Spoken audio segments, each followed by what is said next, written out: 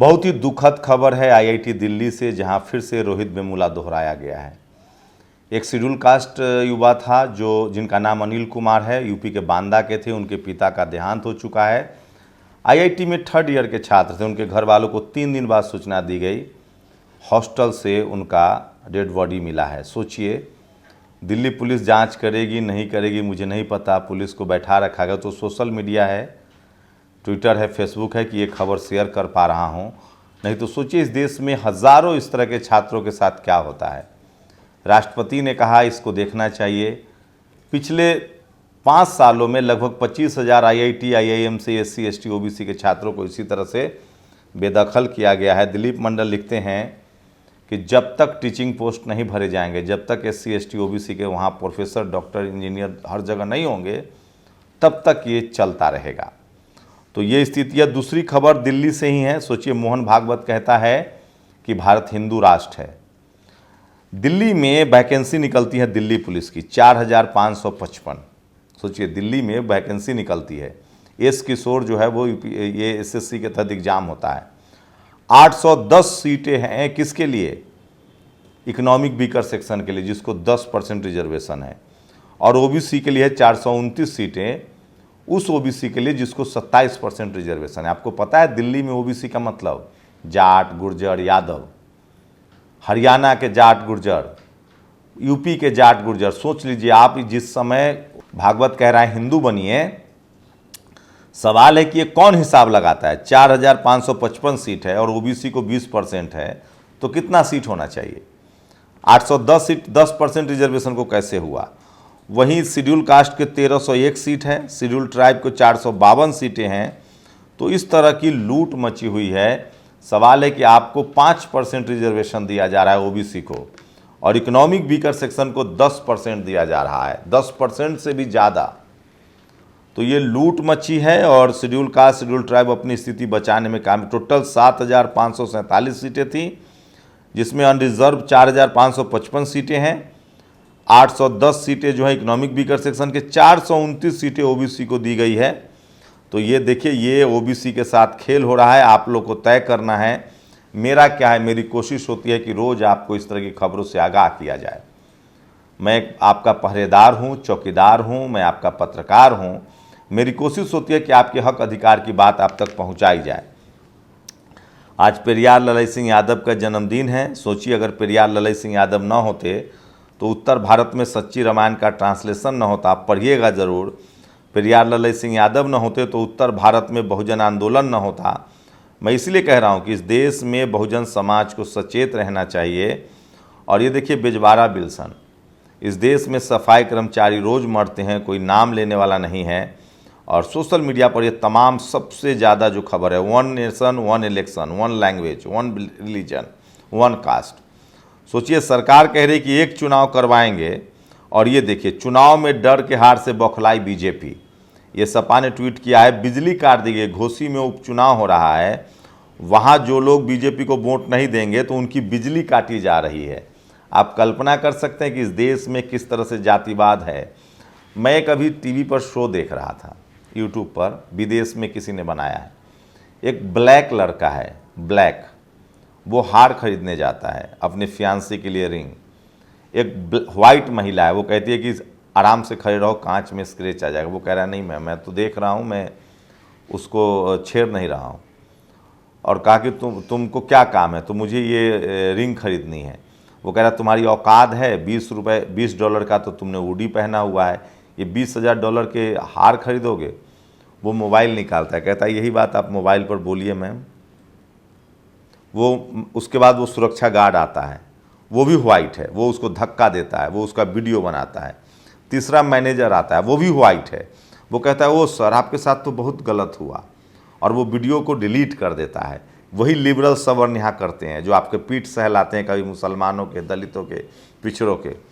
उसके बाद उस लड़के को वो कहता है, लिबरल वाइट जो वीडियो डिलीट कर चुका है, सबूत मिटा चुका है, कि सर रुकिए आपके लिए एक बेहतर अंगूठी है जो गोडाउन में पड़ा हुआ है, मैं लेकर आ रहा हूँ।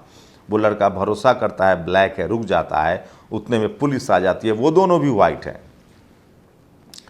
उसके बाद उस लड़के के बारे में आरोप लगाया जाता है। वो लड़का कहता है कि मेरे पास सबूत है, इन्होंने बदसलूकी की है, सबूत मिटा चुका होता है। उसी दुकान में एक और व्हाइट आदमी है, बुजुर्ग, वो पहले से था। वो लड़का कहता है उनसे पूछिए, वो व्हाइट कहता है कि नहीं नहीं, इसी ब्लैक लड़के ने गलती की है। पुलिस उसको पकड़ के ले जाती है। वो ब्लैक लड़का बाहर आता है, कहता है सर मेरी बात तो सुनिए, एक बार उस शॉप का सीसीटीवी देख लीजिए। वो व्हाइट पुरुष उस दौरान गहना चोरी कर लेता है। वो लड़का पुलिस वाले को वो बहुत कन्विंस करता है, यहाँ तक कहता है कि मैं आपको ट्रीट दूंगा, अगर मैं गलत साबित हो गया तो आप मुझे जेल में डाल देना, मैं ट्रीट दूंगा। वो पुलिस वाले भरोसा करके मिन्नत करके जाते हैं, कहता है सीसीटीवी फुटेज दिखाओ। तब तक वही liberal white CCTV footage delete कर चुका है, लेकिन वो देख लेता है कि किस तरह से वो गहना चोरी हो रहा है। ये स्थिति है इस देश में बहुजनों की। चपरासी से लेकर चीफ जस्टिस तक वही लोग हैं। ये दिल्ली आईआईटी में क्या होगा? पुलिस भी उनकी, दिलीप मंडल इसलिए कह रहे हैं कि सारे मामलों की जांच होनी चाहिए और ऐसे मामलों में SC ST OBC अल्पसंख्यक समाज के अधिकारी होने चाहिए, तब जाकर फेयर न्याय मिलेगा। नहीं तो आपके बच्चों का कॉलेज यूनिवर्सिटी कब्रगाह बनता जा रहा है। यूट्यूब इस वीडियो को भी हटा देगा। क्या कर सकते हैं हम लोग? हमारे पास न टीवी है न अखबार है, यूट्यूब के अपने गाइडलाइंस हैं, सोशल मीडिया नहीं है। ये स्थिति हो रही है आपके साथ। इस देश में रोज रोज जमीनों पर कब्जा, खेतों पर कब्जा, मार पीट, आपकी FIR, आपका वही हालत है। सोचिए उस अमेरिका की स्टोरी है जहां ब्लैक सिर्फ 17% है, फिर भी उनको न्याय मिल रहा है, कोई पुलिस वाला आके न्याय दिलाया। लेकिन भारत में जो 85% लोग हैं वो सत्ता से बाहर हैं, उनके बच्चे कॉलेज में मर रहे हैं, उनकी जमीनों पर कब्जा हो रहा है, उनका FIR नहीं लिखा जा रहा है। अभी मुझे एक शेड्यूल कास्ट के कर्मचारी मिले, बैंक ने रिटायर कर दिया, एक दुबे जी थी चेयरमैन, उन्होंने जानबूझकर लिख दिया कि ये काम नहीं करता है। रोज ऐसे मुझे 1000 कॉल आते हैं, कहां तक सुनाऊं आपको कहानी। अब मैंने तय किया, मैं भी ट्विटर पर लिख के रोज उसको लिखूंगा। ट्विटर एक स्पेस है, मैं उसको रोज जितनी कहानियां होंगी सबको लिखने की कोशिश करूंगा। आज पेरियार ललई सिंह का जयंती है, उत्तर भारत के पेरियार ललई सिंह यादव, वो न होते तो पेरियार को हम लोग भूल जाते। और ये मोहन भागवत कहता है कि हिंदू राष्ट्र है, ये बनाओ एक हिंदू राष्ट्र गांव। SC Hindu, OBC Hindu, ST Hindu के अधिकार कब दोगे? कब दोगे उनकी जमीनें? कब दोगे उनकी नौकरियां? कब वो SPDM कलेक्टर बनेंगे? कब वो सुप्रीम कोर्ट हाई कोर्ट में जजेस बनेंगे? इसलिए लिबरलों से ज़्यादा सावधान रहिए। इस देश में लिबरल होकर ज़्यादा आपको नुकसान पहुंचाया जा रहा है। इस देश के 90% आबादी को सोचिए, दिल्ली पुलिस की वैकेंसी निकलती है, इकोनॉमिक वीकर सेक्शन, सवर्ण समाज का 10% रिजर्वेशन गरीबों का लागू हो गया, OBC के हिस्से में 5%। कब तक चलेगा ये तब तक चलता रहेगा जब तक आप दर्शक बने रहेंगे, जब तक आप अपने वोट की ताकत नहीं समझेंगे, जब तक आप शोषित वंचित समाज के लोग एकजुट नहीं होंगे, और जब तक 6 जगहों पर आपकी ताकत नहीं होगी, media, judiciary, college university, bureaucracy, business, खेल, जो पावर सेंटर्स हैं। रिंकू सिंह, सोचिए, सूर्य कुमार यादव, जिन्होंने लगातार 30 साल की उम्र में उनको डेब्यू किया गया, 10 साल उनका खा गया। रिंकू सिंह गरीब घर का लड़का, झाड़ू पोछा करके क्रिकेट खेल सीखा, कल फिर उसने लगातार छक्का मारा है, मैच जिताया है लास्ट 3-4 बॉल पे। लेकिन वो तब तक इंडियन टीम में नहीं आएगा जब तक उसकी उम्र 30 साल ना हो जाए। विनोद कांबली याद हैं? आज भी मेजर ध्यानचंद को भारत रत्न नहीं मिला। गुटखा बेचने वाले, बैटरी बेचने वाले को भारत रत्न मिल जा रहा है। ये कांग्रेस का मनोवाद है। मोदी जी, आप कम से कम सवर्णों का तुष्टीकरण बंद कर कीजिए, नहीं तो 1 नेशन 1 इलेक्शन का कुछ नहीं होगा। नहीं आ रहे आप 2024 में, अगर आपने अभी भी SC ST OBC के अधिकार खत्म किए तो।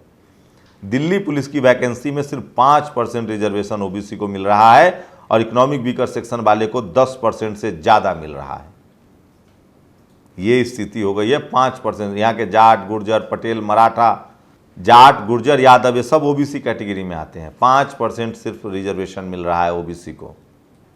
ये स्थिति है। आप लोग अपनी प्रतिक्रिया जरूर दीजिए। शुक्रिया। नेशनल दस्तक की आपसे गुजारिश है कि अगर इसको बचाना चाहते हैं तो नेशनल दस्तक को सब्सक्राइब करने के लिए रेड कलर के सब्सक्राइब बटन को दबाएं, फिर बेल आइकन की घंटी दबाएं। नेशनल दस्तक को बचाने के लिए बहुत जरूरी है कि हर खबर को शेयर करें, लाइक करें, कमेंट जरूर करें।